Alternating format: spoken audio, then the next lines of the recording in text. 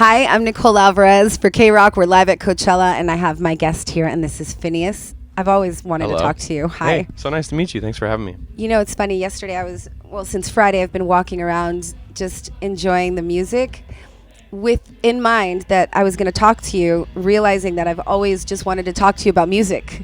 Wow, that's so cool. It's because I follow you on socials and I watch all your interviews and the way that you talk, and I just feel like you're a very passionate person. Yes. About everything. Sure. Your Twitter is my favorite. You're very opinionated, but it's very funny, and I retweet you very often because you're hilarious. Thank you. But also the way that you love music and consume it and translate it is fascinating to me. So I had this question come up. Yeah. Do you remember the first significant musical moment in your life? Ooh. When you might have connected to music in a way that, oh, this is part of me now. Yeah. Well, I remember very specifically the first live musical moment, right? That was later in my life than, whatever, sort of nursery rhyme-y albums were I was passionate about when I was 2 or 1. I'm curious as to what that was as yeah, well. I mean, I remember some DVD thing called Baby Mozart that was that's still a thing. Yeah, and I loved those, and there was colorful shapes on TV, and you'd hear great classical music, and I like all the sort of osmosis-y, accidental education stuff. Yeah. But then when I was 11, I saw the first concert ever, which was Green Day at the Forum, and I had the sort of cliche aha moment of I want to do that. I want to be up there playing music. You knew that you wanted to play it? Yes, I was I want to be a musician. I didn't know how to play. I could play a little piano at the time, and I was I didn't know how to play a guitar. And I remember going home being now all I need to do is learn the guitar. But yeah, I mean, that was so powerful and exciting to me. I was that's the thing. And I remember being 11 and thinking well, everything else I've thought I wanted to do in my life has been the things you think about when you're a kid, right? I was want to be a firefighter. Yeah, exactly. Go things to space. A magician. Yeah, a magician. And so I was maybe this is just another one of those things, and it just never has been another one of those things. When did it really become something that now I've committed to this thing? How old were you?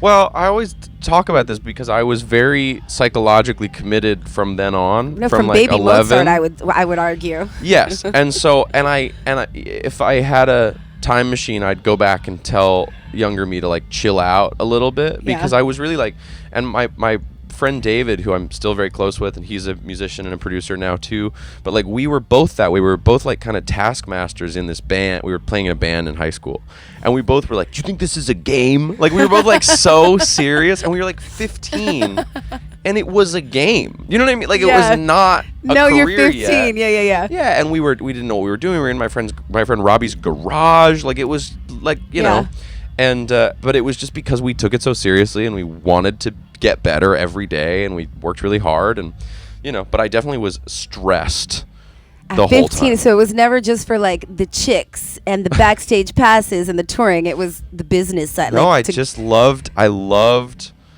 writing and performing music so much, and I just wanted to make it my worst fear was doing something else that. I was I just want to make music. And this is not a job. This is how would you describe it? It's not. It's a lifestyle, I guess. I don't know. It's definitely a lifestyle. Yeah, that's a good description. I feel the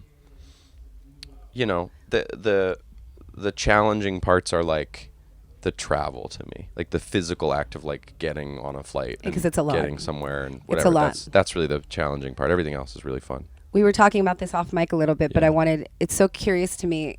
When you come here as an artist and a music lover, you want to consume all of the music, but you also have to kind of stay in your zone. If you were here just as a civilian, what would be your MO? Well, I was here just as a civilian on Friday, so I wasn't playing at all on Friday, and I just saw artists all day.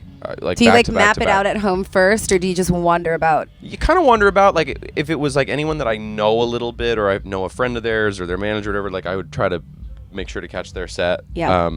Because I know how much it means when people come see your set. I think that's the musician thing. You're very grateful for people coming and spending time. It's such a huge consideration. So Friday I saw everything, and then yesterday Billy headlined, and I kind of couldn't.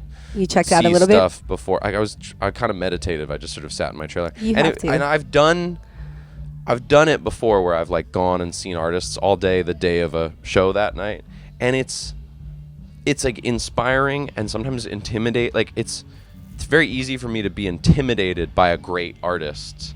Not in a competitive way, but in a kind of a worthiness level. Sometimes you see an artist play, especially when we're headlining, you see an artist play like 8 p.m., 7 p.m., and they murder it. Yeah.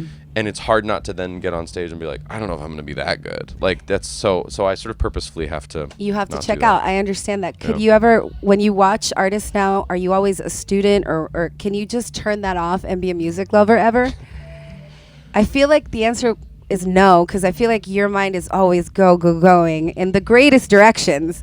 Thanks. I definitely love music, and I like the better the show is, the more I'm not thinking about anything going on. Like, you know what I mean? The more I'm just like thinking about the songs and the show itself.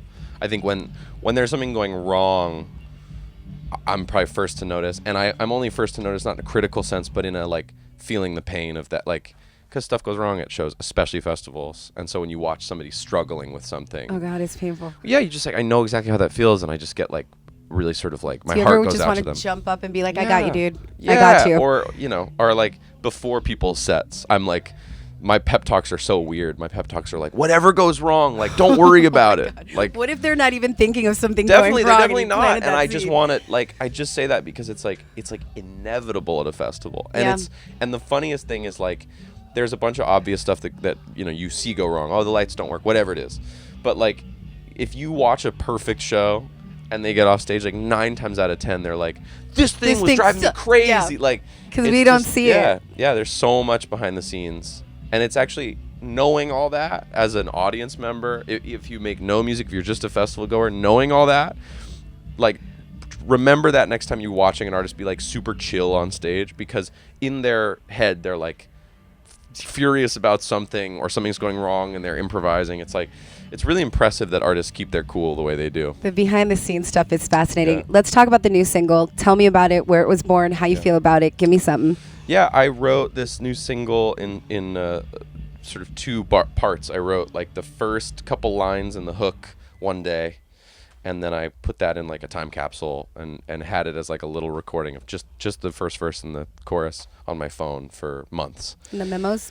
Yeah, and that's proven to be a helpful process to me, because then it's, I return through all that stuff and see which things sort of hold value to me and which ones I still like, and then at some point early this year, I revisited it and was like, I really like this, and I know what this is about, and I know where I want to take it. So I wrote the rest of it. And then when did you know where you wanted to take it? Does it just like let's say you're doing groceries and then just pops back in your head and then you go right back to the memo? I think it was like I knew where I wanted to take it lyrically just from listening to, like, sometimes you hear a line and you interpret it yourself in a more succinct way. And that was what happened, where I heard the lyrics and I thought, oh, I know what I'm going to make that mean to me.